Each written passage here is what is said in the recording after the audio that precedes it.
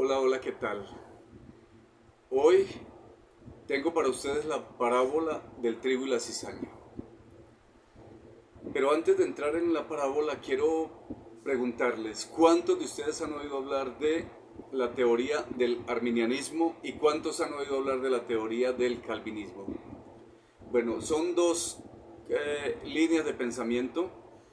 Eh, Les anticipo que ambas creen en un infierno eterno. Ambas creen en una condenación eterna. Y, pero aún así no se ponen de acuerdo. El arminianismo afirma que somos salvos, sí o no, por elección. Es decir, decido ir al cielo o decido ir al infierno. Eso es el arminianismo. Y bueno, habla de elección. Ya suena algo un poco difícil de comprender, porque si es por elección, pues obviamente todos elegiríamos la paz, el gozo, la tranquilidad, y eso es el cielo. Bueno, eso es el arminianismo. Creen en el libre albedrío y por eso entonces los seres humanos tienen que elegir ir al cielo o ir al infierno. Y ellos no tienen en cuenta que el ser humano está imposibilitado de elegir. El libre albedrío del que se habla realmente no es tan claro. No es tan claro para el ser humano, la verdad. El ser humano ha perdido su capacidad de elegir. Porque el ser humano está en una vida de cautiverio. Luego están los calvinistas. El calvinismo enseña que es predestinación. Ellos enseñan que Dios creó a una parte de seres humanos para ir al cielo y creó a otra parte de seres humanos para ir al infierno. Es decir, hay una predestinación. Hay una predestinación. Imagínense a Dios creando un ser humano a su imagen y semejanza y diciendo, bueno, pero este va a vivir unos años en el planeta, que por cierto la vida que va a llevar va a ser horrible, va a ser muy dura, muy difícil, de mucho dolor, y luego que muera va a ir a una eternidad. ¿Puede creer eso? Que Dios haya creado a miles y millones de seres humanos para que se vayan a un infierno eterno, a una eternidad de tormento. Pues eso es lo que enseña el calvinismo. Ambas teorías, a mi juicio, muy equivocadas. Tan así es que entre ellas no se ponen de acuerdo. Basta con echar un vistazo a las redes sociales y mirar cómo se atacan, cómo se insultan incluso entre sí. No se ponen de acuerdo. Unos dicen que están errados los otros y viceversa. Estos atacan a los otros y los otros a estos. Muy bien. Habiendo dicho esto, entonces entremos en la parábola. La parábola del trigo y la cizaña, Mateo 13, 24. Les refirió otra parábola diciendo, el reino de los cielos es semejante a un hombre que sembró buenas semillas en su campo. Pero mientras dormían los hombres, vino su enemigo y sembró cizaña entre el trigo y se fue. Y cuando salió la hierba y dio fruto, entonces apareció también la cizaña. Vinieron entonces los siervos del padre de familia y le dijeron, Señor, ¿no sembraste semilla en tu campo? ¿De dónde pues tienes cizaña? Y él les dijo, un enemigo ha hecho esto. Y los siervos le dijeron, ¿quieres pues que vayamos y la arranquemos? Él les dijo, no sea que al arrancar la cizaña arranquéis también el trigo. Dejad crecer juntamente lo uno y lo otro hasta la siega. Y al tiempo de la siega yo diré a los segadores, recoged primero la cizaña y atadla en manojos para quemarla, pero recoged el trigo en mi granero. Esta es la parábola del trigo y la cizaña. Ahora avanzamos unos versículos más adelante donde Jesús explica la parábola en el versículo 36 del mismo capítulo 13 y dice así: entonces, despedida la gente, entró Jesús en la casa y acercándose a él, sus discípulos le dijeron, explícanos la parábola del trigo y la cizaña. Respondiendo él les dijo, el que siembra la buena semilla es el Hijo del Hombre. El campo es el mundo. La buena semilla son los hijos del reino, y la cizaña son los hijos del malo. El enemigo que la sembró es el diablo, la siega es el fin del siglo, y los segadores son los ángeles. De manera que como se arranca la cizaña y se quema en el fuego, así también será en el fin de este siglo.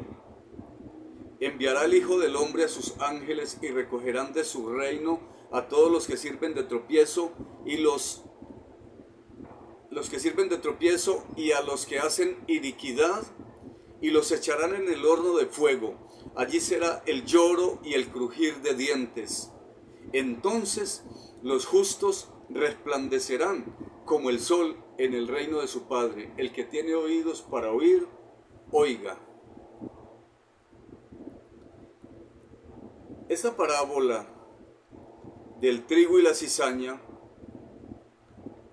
yo escuché de ella durante mucho tiempo, y normalmente lo que se enseña es que la cizaña está representando a personas, a un tipo de personas, y el trigo a otro tipo de personas. La cizaña está representando a los hijos del diablo, mientras que el trigo está representando a los hijos de Dios. Es lo que se enseña. Y por esa razón, entonces, los hijos del diablo, la cizaña, tendrá que convertirse en trigo para llegar a ser salvos. Es lo que más se escucha en las enseñanzas de hoy día. Esto está muy alejado de la realidad. ¿Por qué? Porque ni siquiera en el mundo natural sucede tal cosa. Y si Jesús dice una parábola para a través de ella contarnos una gran verdad acerca del reino de los cielos, si toma este ejemplo natural y hace esta narrativa para que nosotros comprendamos cómo es que es el reino de los cielos y cómo es la salvación en este caso. Entonces, en el reino natural, nunca el trigo se convierte, o nunca la cizaña se convierte en trigo. Nunca sucede tal cosa.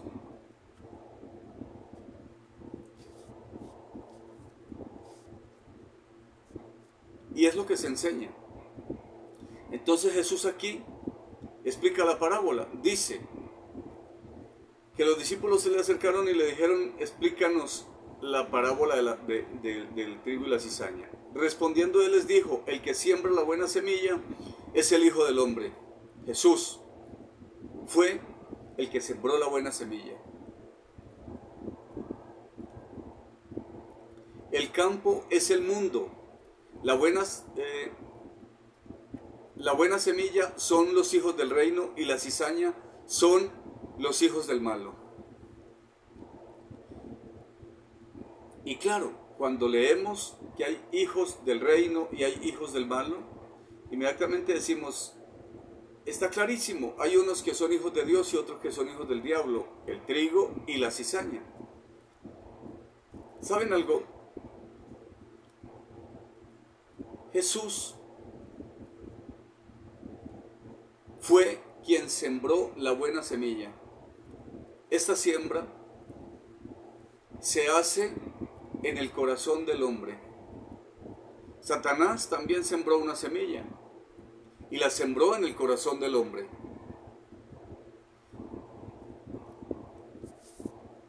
Esa semilla que Satanás sembró es la cizaña. Y ahora mismo voy a explicarlo.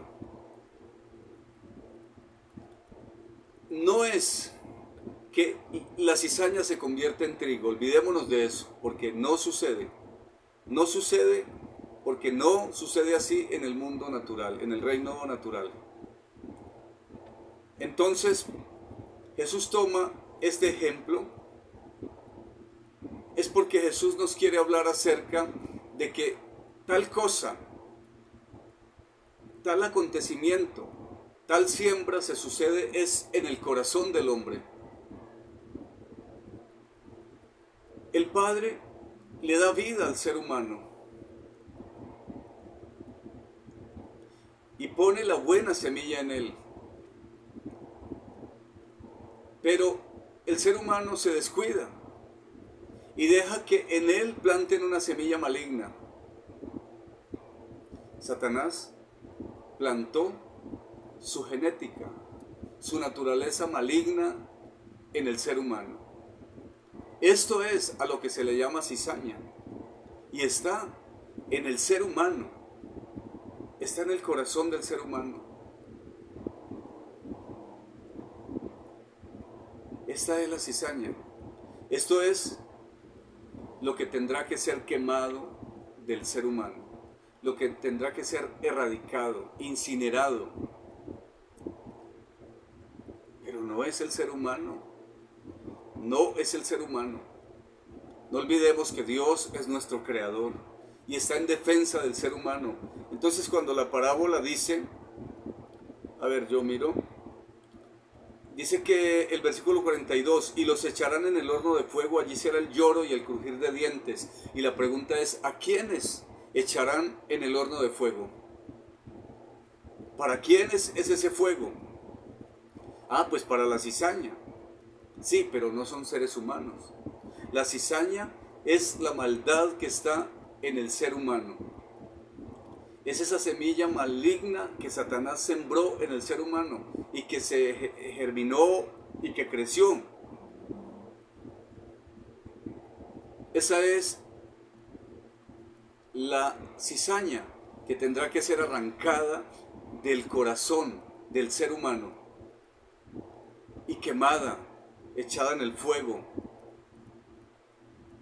El fuego de Dios es para quemar, es para incinerar la maldad, la iniquidad que hay en el ser humano, el pecado, pero no al ser humano. El ser humano es la creación más grande de Dios, es su especial tesoro. Él creó al ser humano a imagen y semejanza suya. Él nos creó con sus mismas manos. Somos su especial tesoro.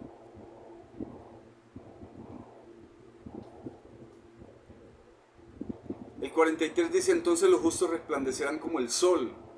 ¿Cuándo es que los justos van a resplandecer como el sol?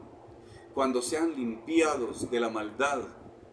Cuando sean limpiados como la maldad, resplandecerán como el sol de justicia.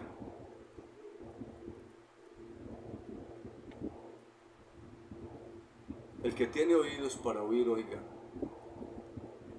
Cuando el ser humano es limpiado de su maldad, cuando la maldad que hay en el ser humano es quemada, entonces el ser humano resplandece en santidad, en pureza, en justicia, y lo hará como el sol.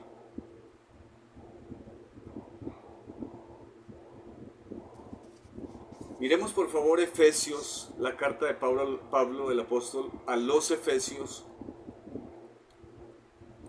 en el capítulo 4, versículo 22.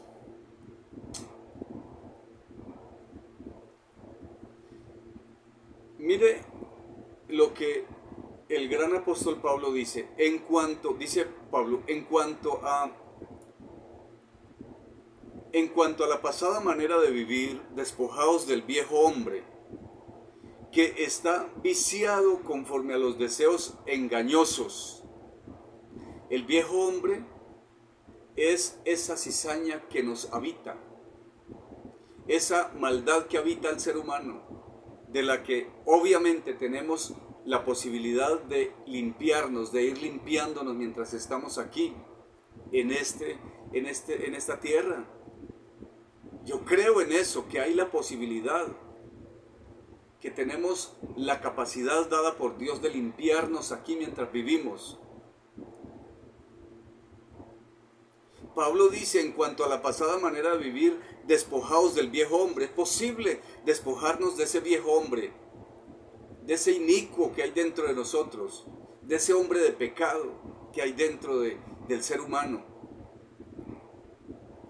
Despojaos pues del viejo hombre, ¿por qué? Porque está viciado conforme a los deseos engañosos, o sea, conforme a los deseos mentirosos. Y no olvide esta palabra engañosos, que tiene que ver con mentira, con el padre de la mentira, que es Satanás. Más adelante nos hablarán, la palabra nos hablará de ese padre de mentira. Este hombre de pecado, esa semilla que se gestó, esa genética maligna que creció, a eso el apóstol Pablo le llama el hombre de pecado. Y dice que tenemos que despojarnos de ese hombre viejo, pecaminoso, viciado, porque es engañoso. Romanos 7. La carta a los romanos en el capítulo 7. Y miramos el versículo 17. Miren lo que dice Pablo. El mismo apóstol Pablo dice lo siguiente. De manera, hablando del pecado que moraba en él en aquel momento. De manera, dice Pablo, que ya no soy yo quien hace aquello, o sea, el pecado. Ya no soy yo el que obra así, de esa manera errada, de esa manera pecaminosa. Ya no soy yo quien hace aquello, sino el pecado que mora en mí. Ya no soy yo. No porque no soy eso, no es eso lo que yo quiero hacer. Sino que hay un impulso, hay algo que me impulsa dentro de mí. Son impulsos malignos. Dice Pablo, de manera que ya no soy yo quien lo hace, sino, de manera que ya no soy yo quien hace aquello, sino el pecado que mora en mí. Lo dijo el apóstol Pablo. Uno diría, sí, ¿qué excusa? Se está excusando. Le está echando la culpa a algo que no tendría que echarle la culpa. Pero Pablo estaba culpando a un hombre de pecado que él decía tener dentro de él. Pablo estaba echándole la culpa a ese inicuo, a esa maldad que aún habitaba en Pablo. Obviamente que Pablo luego venció todo esto, como también sé que nosotros, con la ayuda del Espíritu Santo, podemos hacerlo. Vuelvo y lo leo, de manera que ya no soy yo quien hace aquello, sino el pecado que mora en mí. Ahora quiero que nos adelantemos un poco al versículo 22, ahí, unos versículos después. Porque según el hombre interior, dice Pablo el apóstol, me deleito en la ley de Dios. Según el hombre interior, o sea, según mi espíritu, lo que yo soy en esencia, ese hombre que está allá adentro, según ese hombre interior, me deleito en la ley de Dios. Pero veo otra ley que se levanta en mis miembros, o sea, en los miembros de mi cuerpo, que se rebela contra la ley de mi mente y que me lleva cautivo a la ley del pecado que está en mis miembros. Interesante esto. Pablo dice, porque según el hombre interior, o sea, mi espíritu, me deleito en la ley de Dios. Es un deleite. Pero hay otra ley que se levanta en mis miembros, en los miembros de mi cuerpo, que se rebela contra la ley de mi mente y me lleva cautivo. Mire lo que dice Pablo. Me lleva cautivo. O sea, me obliga a ir a hacer lo que no quiero. Me obliga a ir a pecar. Me lleva cautivo a la ley del pecado que está en mis miembros, pudiéramos decir en mi cuerpo. Entonces es una maldad que se ha gestado y que está dentro de nosotros. Esto suena fuerte, pero es real. Es real. Estamos leyendo lo que el apóstol Pablo dice. Esto es la Escritura. Esto es leyendo acerca de Pablo, el gran apóstol de Dios al que se le revelaron tantas cosas. Hay algo que está dentro del ser humano que tiene que ser quemado. Y para eso está el fuego consumidor de Dios. El fuego de Dios consume el pecado que hay en el ser humano. Porque la justicia de Dios es precisamente eso, el fuego. ¿Pero qué consume? ¿Al ser humano? ¿A sus hijos? No. Ese fuego de Dios, esa justicia, obra en favor de sus hijos. ¿Por qué? Porque lo que hace es purificarlos, limpiarlos del pecado, de la maldad que tanto daño les ha hecho. Primera de Corintios capítulo 3. Miren lo que dice esto.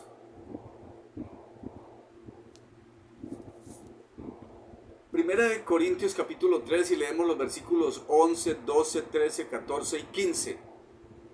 Dice, Pablo mismo, obviamente en su carta a los Corintios, en su primera carta, dice, porque nadie puede poner otro fundamento que el que está puesto, el cual es Jesucristo. Él es el fundamento. Y si sobre este fundamento alguno edifica oro, plata, piedras preciosas, si alguno edifica eso, está muy bien. Está perfecto. Pero hay algo más que se puede edificar sobre ese fundamento y es madera, heno u hojarasca.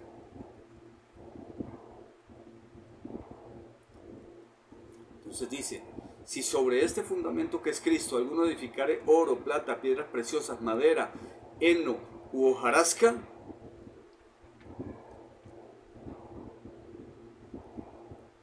seguimos leyendo, versículo 13, la obra de cada uno se hará manifiesta porque el día la declarará, pues por el fuego será revelada y la obra de cada uno, cual sea, el fuego la probará.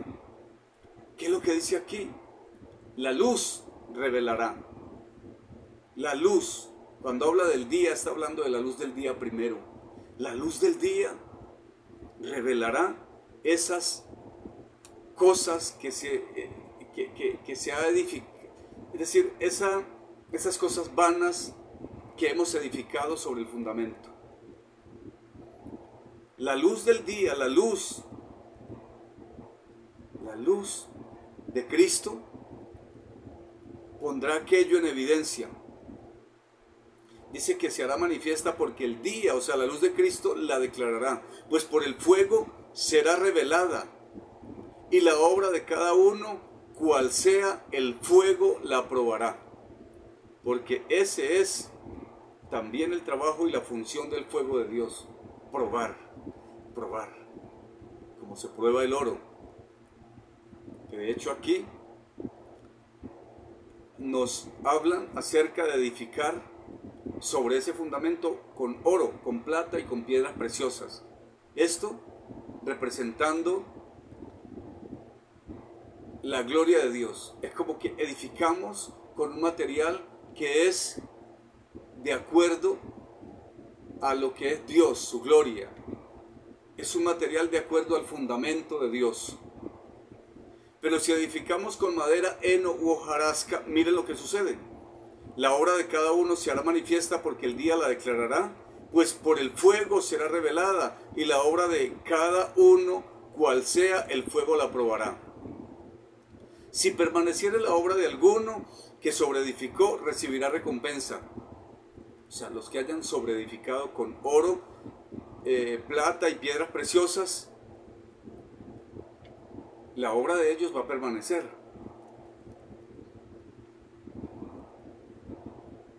Va a permanecer. Y no solo va a permanecer, sino que va a recibir recompensa. Si la obra de alguno se quemare, él sufrirá pérdida. Es decir, todo aquel que haya edificado con paja, heno, hojarasca, esa obra será quemada. ¿Por qué? Porque paja, heno y hojarasca está representando el pecado, la maldad. Por esta razón, se quemará. La paja, la madera, el heno, la hojarasca, lo que sea, esto está representando la maldad del ser humano, el pecado. Y eso será quemado. ¿En qué versículo íbamos aquí? Y creo que si la obra de alguno, si el versículo 15 se quemare, el 14, si permaneciere la obra de alguno que sobreedificó, recibirá recompensa. Recibirá recompensa si permaneciere. Si la obra de alguno se quemare, él sufrirá pérdida, si bien él mismo será salvo, aunque así como por fuego. Este versículo 15 es supremamente importante. Pero leamos de nuevo el 14 y 15. Dice, si permaneciere la obra de alguno que sobreedificó, recibirá recompensa. Si la obra de alguno se quemare, él sufrirá pérdida, porque lo que se quemará será todo aquello que esa persona tenía no sé, por digno, por algo de mucho valor. ¿Por qué? Porque era su orgullo, porque era donde tenía puesto su corazón y todo esto. Pero para Dios se quemará porque no es más que abominación. Entonces dice que si se quemare, él sufrirá pérdida, si bien él mismo será salvo, aunque así como por fuego. O sea, es como que estas personas tendrán que pasar por fuego. De hecho, todos tendremos que pasar por fuego. Pero lo que hayamos edificado, sobreedificado, que no sea acorde al material que Dios pide, que no sea ese material trascendente, sino que sea madera, heno, hojarasca, eso se quemará. Eso es maldad, eso es pecado, y se quemará. Entonces la persona tendremos que ser pasados por fuego, pero es un fuego purificador, que lo que hace este fuego es quemar la maldad del ser humano, la iniquidad, el pecado, es purificar al ser humano. ¿Purificarlo para qué? Para que el ser humano, el hombre, la mujer, pueda ir a la presencia de Dios, a una eternidad con Él.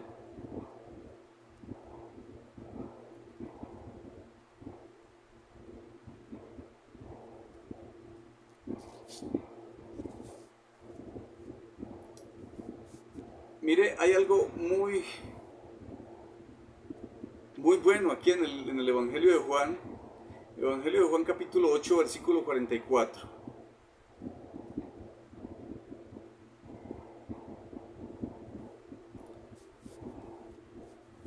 Ese es el momento en el que Jesús le dice a los doctores de la ley, escribas y fariseos, les dice que ellos son hijos del diablo. Así está textualmente aquí.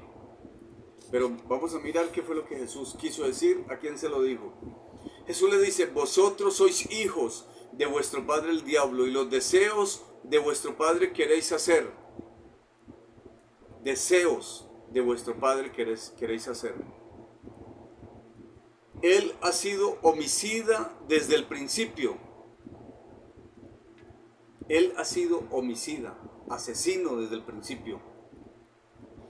Y no ha permanecido en la verdad, porque no hay verdad en él. Cuando habla mentira, de suyo habla, pues, cuando habla mentira, de suyo habla, porque es mentiroso y padre de mentira. Cuando habla mentira, de suyo habla, porque él es mentiroso, él es padre de la mentira. O sea, él es un engañador. Ahora, hace un rato lo leímos. El engaño es parte de la genética que Satanás ha puesto en los seres humanos. Eso lo identifica él.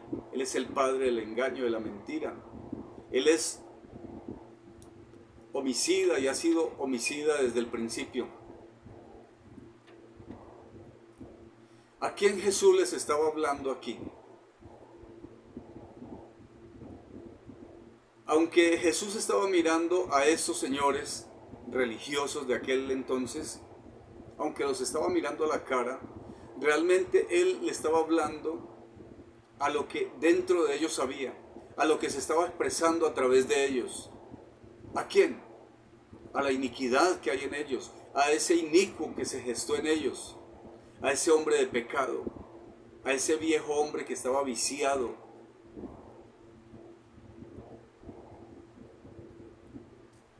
A ese era a quien Jesús realmente le estaba hablando y estaba impartido en cada uno de ellos. Y les dice: vosotros sois de vuestro padre el diablo. Pero no está diciendo que sean ellos los hijos del diablo, sino que dentro de ellos está el impulso, están los deseos, todos los apetitos que Satanás ha puesto en ellos están ahí. Y eso es lo que lleva a estas personas a ser gente malvada. Les dice: ustedes hacen los deseos de su padre, porque él, Satanás, plantó esos deseos en ellos. Ese que es un homicida desde el principio, ese que es padre de mentira, fue el que se impartió en cada uno de los seres humanos. Y por eso Jesús le estaba hablando a estas personas: ustedes son hijos, ustedes son del padre, el diablo, el padre de mentira. ¿Por qué? No porque hayan sido engendrados por él, sino porque él puso su genética dentro de ellos. Él se impartió en ellos.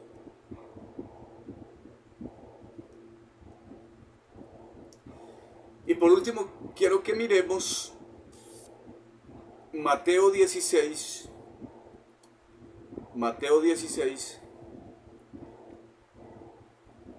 dos versículos 22 y 23. Y aquí encontramos el momento en el que Jesús le dice a Pedro: apártate de mí, Satanás. Miren, dice: entonces Pedro, tomándolo aparte, comenzó a reconvenirle, diciendo: Señor, ten compasión de ti, en ninguna manera eso te acontezca, hablando de ir a la cruz. Pero él, volviéndose, dijo a Pedro: quítate de delante de mí, Satanás.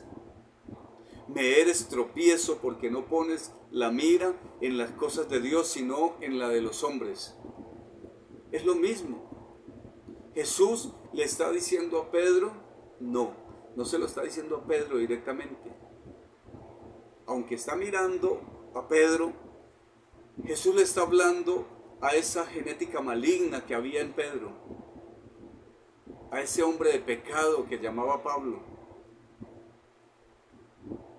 a esa iniquidad, a ese inicuo que estaba dentro de él. Jesús le dice: apártate de mí, Satanás, quítate de delante de mí. Y obviamente no le estaba hablando a Pedro, le estaba hablando al hombre de pecado, a ese hijo de perdición.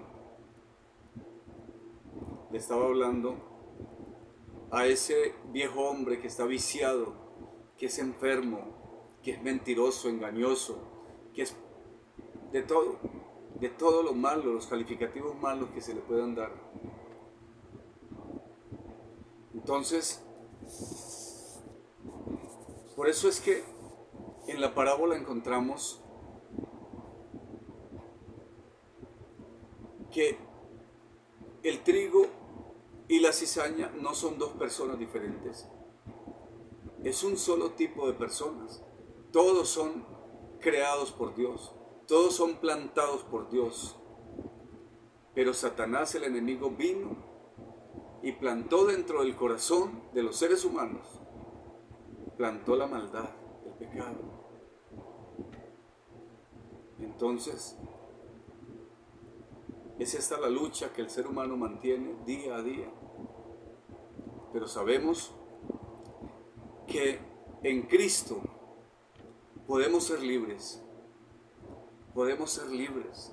Tenemos que empezar cada día a limpiarnos de esa maldad, de esa iniquidad, de ese pecado, de eso tan horrible que aún queda dentro de nosotros.